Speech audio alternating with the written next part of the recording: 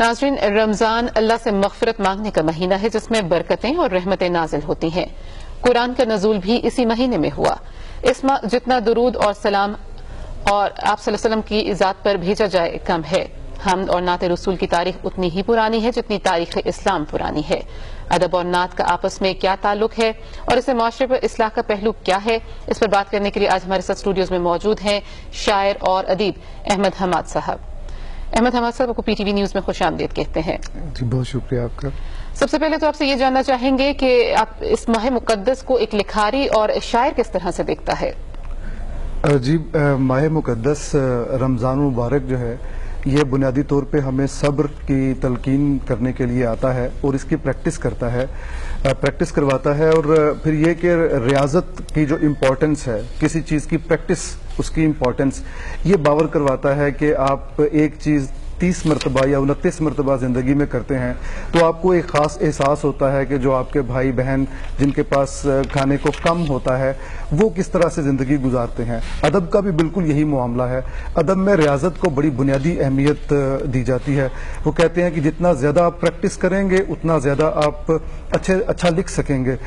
جس طرح آپ دیکھیں کوئی بھی فن لے لیں اس میں ریاضت کا، practice makes a man perfect یہ کہا جاتا ہے، تو ادب میں بھی بالکل ایسا ہی ہے۔ دوسری بات جو اس میں اہم ہے ادب کے حوالے سے وہ یہ ہے کہ آپ میں صبر، یعنی وہ علامہ صاحب نے ایک دفعہ کہا کہ نغمہ ہے بلبل شوریدہ تیرا خام ابھی، اپنے سینے میں اسے اور ذرا تھام ابھی، یعنی آپ جو کچھ سوچتے ہیں فوراً لکھ نہیں دینا چاہیے، بلکہ صبر کے ساتھ، تحمل کے ساتھ اس بات کا انتظار کرنا چاہیے کہ شاید آپ کا آئیڈیا مزید پالش ہو جائے۔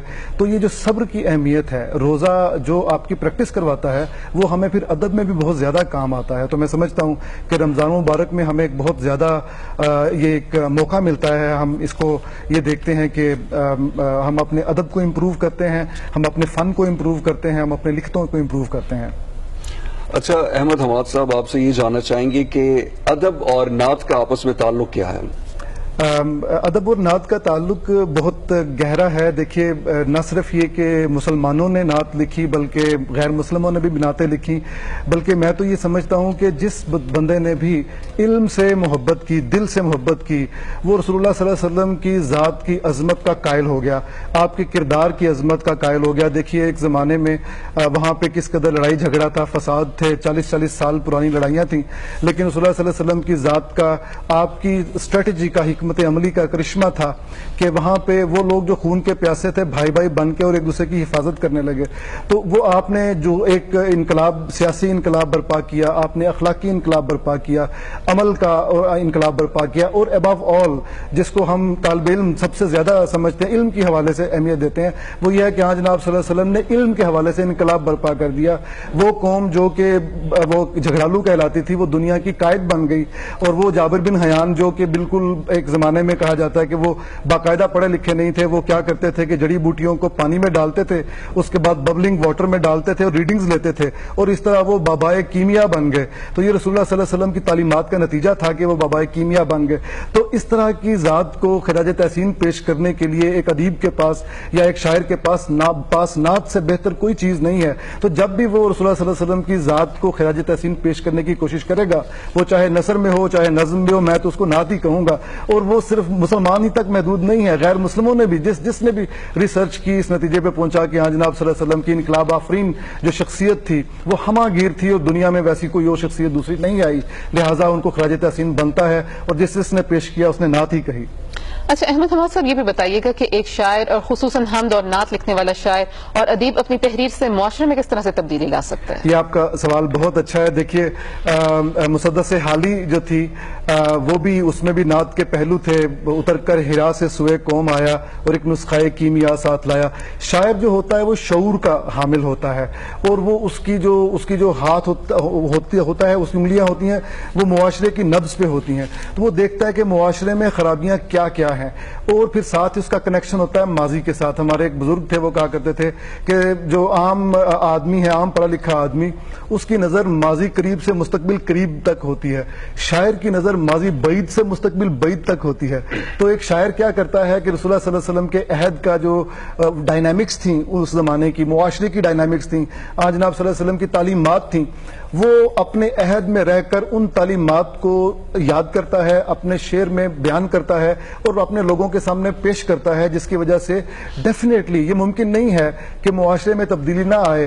آپ دیکھیے علامہ اقبال نے جتنی نعتیں لکھی ہیں وہ عام نعتوں کے پیٹرن سے ہٹ کے ہیں. تو اگر علامہ اقبال کو ہم یہ دیکھیں, علامہ اقبال تک انقلاب آفرین آدمی تھے, وہ تو انقلابی شاعر تھے اور حکیم الامت تھے اور ہمارے پاکستان کا خواب انہوں نے دیکھا. اور وہ جب ان سے پوچھا جاتا تھا کہ آپ کی انسپریشن کیا ہے تو وہ قرآن کریم اٹھا کے لے آتے تھے.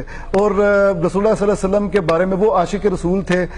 عربی میں ان کی فارسی میں نعتیں, ان کی اردو میں نعتیں, حیرت انگیز نعتیں. آیا کائنات کا مانی ہے دیر یاب تو, نکلے تیری تلاش میں قافلہ ہائے رنگ بو, لوح بھی تو قلم بھی تو, تیرا وجود الکتاب, گنبد آبگینا رنگ تیرے محیط میں حباب. ایسی ایسی شاندار نعتیں. یہ لحن, یہ طرز اقبال کے علاوہ کسی کو نصیب نہیں ہوئی, اور صرف عشق رسول صلی اللہ علیہ وسلم کی وجہ سے. جی خوب فرمایا آپ نے. آپ سے یہ بھی جاننا چاہیں گے کہ علم کی دنیا میں سیرت نبی صلی اللہ علیہ وآلہ وسلم پر مبنی جو کتابیں ہیں ان کا کیا مقام ہے؟ کچھ تفصیلاً ہمیں بتائیے, روشنی ڈالیں اس میں. دیکھیے سیرت النبی صلی اللہ علیہ وسلم کا یعنی سیرت نگاری کا جو فن ہے وہ مسلمانوں سے, مسلمان ہی آپ سمجھ لیں کہ اس کے موجد تھے, اور اس کو اپنے کمال تک پہنچانے والے بھی مسلمان ہی تھے.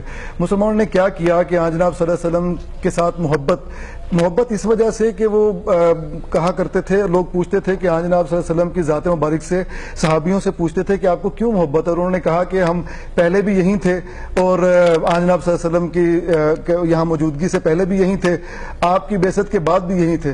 پہلے ایسے لگتا تھا کہ جیسے اندھیرا ہے, اس کے بعد ایسے کہ من الظلمات الی النور, ایسے لگتا ہے کہ ہم اندھیروں سے روشنی کی طرف آ گئے. تو ہم حضور صلی اللہ علیہ وسلم کی ذات کے احسان مند ہیں. تو ہوا یہ کہ جب کسی مسلمان نے رسول اللہ صلی اللہ علیہ وسلم کی ذات کے بارے میں یا آپ کے وقت کے, آپ کے ٹائم کے, آپ کے معاشرے کے بارے میں سوچنے کی کوشش کی, تو اس میں تحقیق کا جذبہ بڑھا, اس نے ریسرچ کی, پھر اس نے چھوٹی چھوٹی باتوں کو ڈاکومنٹ کیا. اس چھوٹی چھوٹی باتوں کو ڈاکومنٹ کرتے ہوئے مغازی لکھے گئے, پھر شمائل ترمذی جس میں رسول اللہ صلی اللہ علیہ وسلم کا سراپا اور حلیہ مبارک ہے وہ سارا. تو بہت ساری چیزیں مسلمانوں نے کیا, اپنے رسول صلی اللہ علیہ وسلم سے محبت کی بنیاد پہ انہوں نے بہت ساری چیزیں ایسی نوٹ کی جو باقی جو ادیان ہیں اس میں اس طرح سے وہ نہیں پایا جاتا اہتمام جو مسلمانوں کے ہاں پایا جاتا تھا. لہٰذا سیرت النبی ایک ایسا فن یا ادب کی آپ سمجھ لیجیے صنف ایک ایسی بن گئی جو مسلمانوں کے ساتھ مخصوص ہے. تو یہ تو اس کا ایک پہلو ہے. دوسرا پہلو یہ ہے کہ آج جناب صلی اللہ علیہ وسلم کی تمام اقوال اور تمام احوال کو ڈاکومنٹ کر دینے کا فائدہ یہ ہوا کہ بعد کے مسلمانوں کو ایسے ہی لگا گویا وہ مدینہ شریف میں گھوم رہے ہیں اور حضور صلی اللہ علیہ وسلم کے زمانے میں کہیں گھوم رہے ہیں, اور جب بھی آپ کو کسی طرح کی رہنمائی کی کسی عام میرے جیسے عام مسلمان کو ضرورت پیش آئی, اس نے سیرت النبی کی کوئی کتاب کھولی اور رہنمائی وہاں سے حاصل کر لی. تو یہ بہت بڑا ایک کنٹریبیوشن ہے سیرت النبی کا. جنہوں نے بھی لکھی میرا ان کو سلام. بلکہ میں یہ عرض کروں گا کہ صرف مسلمانوں نے ہی نہیں, غیر مسلموں نے بھی لکھی, اور مارٹن لنگز نے لکھی ہے, اور آج کل وہ جو کیرن آرمسٹرانگ کی کتاب ہے پروفٹ آف آور ٹائمز, اس نے بڑی عمدہ بات کی. اس نے کہا کہ اس وقت جو دنیا میں جھگڑے ہیں, اگر رسول اللہ صلی اللہ علیہ وسلم کی ذات مبارک یہاں پہ ہوتی تو یہ تمام جھگڑے ختم ہو چکے ہوتے. اور بلکہ وہ برنارڈ شاہ کہتا تھا کہ جتنی دیر میں آپ چائے کا کپ ایک سپ لیتے ہیں اتنی دیر میں رسول اللہ صلی اللہ علیہ وسلم اس وقت کے تمام بحرانوں کا حل پیش کر دیتے. تو میں بھی اپنا ایک طالب علمانہ ایک وہ کنٹریبیوشن یہ اس طرح کر رہا ہوں کہ کیرن آرمسٹرانگ کی جو کتاب ہے اس کا ایک ترجمہ کر رہا ہوں اردو میں, تاکہ ہمارا جو اردو دان طبقہ ہے اس تک بھی وہ باتیں پہنچیں جو وہ غیر مسلم خاتون, امریکی خاتون نے رسول اللہ صلی اللہ علیہ وسلم کی زندگی, ان کی ذات مبارک کے بارے میں جو کچھ بھی انہوں نے نوٹ کیا وہ انہوں نے ڈاکومنٹ کیا. اب ہم اس کو اردو میں لے کے آ رہے ہیں. جی احمد حماد صاحب, یہ بھی بتائیے گا کہ نعت اور حمد کب سے لکھی جا رہی ہے, اس کی تاریخ کے حوالے سے کچھ بتائیے گا, اور یہ بھی بتائیے گا کہ آج کے معاشرے میں نعت اور حمد کی اہمیت کیا ہے. نعت جب سے رسول اللہ صلی اللہ علیہ وسلم آپ کے جو احباب ہیں حسان بن ثابت رضی اللہ تعالیٰ عنہ, ان سے یہ کہتے ہیں کہ ان کو تو کہتے ہی شاعر رسول ہیں کہ اس وقت وہ باقاعدہ نعت لکھا کرتے تھے, اور بھی بہت سارے لوگ نعت کہا کرتے تھے. بلکہ کہا جاتا ہے, محبت میں یہ کہا جاتا ہے کہ پہلی نعت تو خود رسول اللہ صلی اللہ علیہ وسلم پر, پہلی نعت تو اللہ تعالیٰ نے ورفعنا لک ذکر کی صورت میں یا ایھا المزمل کہہ کے محبت کے ساتھ کہ آپ نے چادر مبارک لی ہوئی ہے تو ان کو محبت سے اسی سے پکارا کہ اب اے چادر لینے والے. تو اتنی محبت کے ساتھ اللہ تعالیٰ نے ذکر فرمایا اپنے محبوب کا. تو پہلی نعت تو سمجھ لیجئے کہیں کہیں آپ کو قرآن کریم میں ہی مل جاتی ہے. اس کے بعد جو انسانوں کی ایفرٹ ہے وہ صحابہ کرام سے شروع ہوئی, جس میں نمایاں نام حضرت حسان بن ثابت رضی اللہ تعالیٰ عنہ کا ہے. بعد میں ہم برِ صغیر میں آتے ہیں تو امیر خسرو شب جائے کہ من بودم, وہ بڑی مشہور نعت ہے, خدا خود میرے مجلس بود شب جائے کہ من بودم. تو وہ امیر خسرو سے شروع ہوتی ہے, اور اس کے بعد پھر چلتے چلتے آپ دیکھیے مولانا حالی کے ہاں انہوں نے لکھی, پھر حضرت علامہ اقبال نے لکھی, پھر حضرت احمد رضا بریلوی, ان کے بارے میں یہ کہا جاتا ہے, انہوں نے بلکہ یہ کہا کہ نعت لکھنا تلوار کی دھار پر چلنے کے مترادف ہے کہ اگر ذرا سا میں شان کو بڑھا دوں تو وہ شرک کے قریب جا پہنچے گا, اور شان کو کم کر دوں تو وہ گستاخی ہو جائے گی. تو نعت لکھنا ایسے ہی ہے میرے لیے جیسے تلوار کی دھار پہ چلنا. اور وہ عربی فارسی میں یہ کہا جاتا ہے نا کہ با خدا دیوانہ بادشو با محمد ہوشیار, کہ اللہ تعالیٰ کی مدح میں تو آپ ٹھیک ہے دیوانگی کی حدوں تک چھو سکتے ہیں, اللہ تعالیٰ ہو سکتا ہے آپ کو اس پہ معاف کر دے, لیکن رسول اللہ صلی اللہ علیہ وسلم کی ذات کے بارے میں آپ کو بڑا باہوش رہنا پڑے گا, وہاں پہ گستاخی کی کوئی گنجائش نہیں ہے. تو یہ جب سے رسول اللہ صلی اللہ علیہ وسلم آپ کے زمانے سے لے کے آج تک, اور اب ہم جیسے جو آپ کے امتی ہونے کے, ہم گناہ گار ہیں لیکن امتی ہیں, دعوے دار ہیں, یہ نعت کی سعادت حاصل کرتے ہیں, لکھتے ہیں. اور جس طریقے سے غزل نے یا نظم نے اپنی شیپس, اپنی اصناف, اپنی شکلیں تبدیل کی, نعت بھی اسی طرح اپنی شکلیں تبدیل کرتی رہی, لیکن جو بیچ کی جو مرکزی حیثیت ہے وہ آن جناب صلی اللہ علیہ وسلم کی شخصیت کو ہی حاصل رہی. حماد صاحب, آپ نے حمد و نعت کے اس شعبے میں آپ کا کیا کردار ہے, کتنا آپ نے کام کیا ہے, اور ہم چاہیں گے کہ ہمیں اور ناظرین کو بھی آپ اپنی کوئی نعت یا حمد پڑھ کر سنائیں. جی ہاں, میں اپنی ہر کتاب کا جو آغاز ہے وہ حمد سے اور اس کے بعد پھر نعت سے کرتا ہوں. اور جیسے میں نے عرض کیا کہ رسول اللہ صلی اللہ علیہ وسلم کا ذکر کرنا, آپ میں تمام حسنات جمیع و خصال ہی, تمام خصوصیات جو ہیں وہ آپ کی ذات میں جمع ہو گئیں. تو آپ کا ذکر کرنا دراصل نعت گوئی ہی ہے.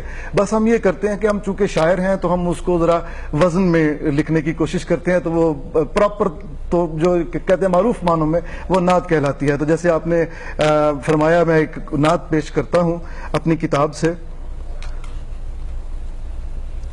دھیان رکھنا ہے احترام کا بھی, دھیان رکھنا ہے احترام کا بھی, ذکر کرنا ہے انہدام کا بھی. کج کلاہوں کو خاص سے مطلب, کج کلاہوں کو خاص سے مطلب, آپ کو ہے خیال عام کا بھی. کج کلاہوں کو خاص سے مطلب, آپ کو ہے خیال عام کا بھی. صبح بھی روشنی سے خالی ہے, رنگ گہرا ہوا ہے شام کا بھی. کوئی امید زو میرے آقا, کوئی امید زو میرے آقا, دل بہل جائے اس غلام کا بھی. زنگ آلود ہو گئی تلوار اور ٹوٹا بھرم نیام کا بھی. جھیل کر بے جواب فریادیں, جھیل کر بے جواب فریادیں, سانس رکنے لگا کلام کا بھی. اور تیرے دن کس طرح پھرے احمد, تیرے دن کس طرح پھرے احمد, تو نے رکھا نہ پاس نام کا بھی. دھیان رکھنا ہے احترام کا بھی, ذکر کرنا ہے انہدام کا بھی. بہت خوب. احمد حماد صاحب, یہ بھی بتائیے گا کہ رمضان کے حوالے سے آپ ہمارے ناظرین کو کیا پیغام دینا چاہیں گے, کیونکہ آپ نعت لکھتے ہیں اور ادیب بھی ہیں, آپ کا تجزیہ میٹر کرتا ہے. میں جناب صرف یہ گزارش کروں گا کہ رمضان مبارک کا اگر ون ورڈ ڈیفینیشن میں کروں تو وہ صبر ہے. اور ہم جب روزہ افطار ہونے کا قریب وقت آتا ہے, 1 گھنٹہ رہ جاتا ہے, تو ہم اپنی سڑکوں پہ بے صبری کے وہ مظاہرے دیکھتے ہیں کہ دنیا میں شاید ہی کوئی قوم اتنی بے صبری کا مظاہرہ کرتی ہو. اسی طرح ہم جب روزے سے ہوتے ہیں تو اپنے دوست احباب کو پر گویا احسان جتا رہے ہوتے ہیں کہ دیکھو مجھ سے بات مت کرنا, مجھے کام مت کرنا, میں روزے سے ہوں. اپنے بچوں کو ڈانٹتے ہیں, غصہ کرتے ہیں. تو یہ سب تو روزے کا مقصد نہیں تھا. روزے کا مقصد تو تھا صبر, اور وَاسْتَعِینُوا بِالصَّبْرِ وَالصَّلَاةِ. اور مقصد یہ ہوتا ہے, صبر کا مطلب ہے کہ آپ کو ہر بری چیز پہ آپ صبر کریں, غصے پہ بھی کنٹرول کریں, اس پہ بھی صبر کریں. اور اگر آپ گھر تیزی سے جا رہے ہیں تو آپ ہیسٹ میکس ویسٹ کہتے ہیں نا, ہیسٹ میکس ویسٹ, تیزی میں شیطان کا ہاتھ. تو بہتر ہے کہ آپ جو اگر کوئی جھگڑا کرنا چاہے آپ سے، آپ کہیں کہ بھائی میں روزے سے ہوں، اور روزے کا مطلب صبر ہے اور برائیوں کی ڈھال ہے یہ. تو میرا یہی جو ایک گزارش ہے اپنے پاکستانی تمام مسلمانوں سے، یہ کہ جب آپ روزے کی حالت میں ہوں تو صبر کی علامت بن جائیں، صبر کی بہترین مثال بن جائیں، اور سڑکوں پہ، بازاروں میں، اپنے دوستوں کے ساتھ، جس جگہ پہ آپ موجود ہوں، آپ کو دیکھ کے لوگ کہیں کہ ہاں روزہ دار ہو تو اس طرح کا ہو، اتنا ہی صابر ہو. بہت شکریہ آپ کا بہت احمد شکریہ احمد حماد صاحب، ہمارے ساتھ شاعر اور ادیب ہمارے ساتھ اسٹوڈیوز میں موجود تھے. آپ کا بہت شکریہ ہمیں ٹائم دینے کے لیے، اور حمد اور نعت کے حوالے سے اس رمضان کے بابرکت مہینے میں کرامت گفتگو کر رہے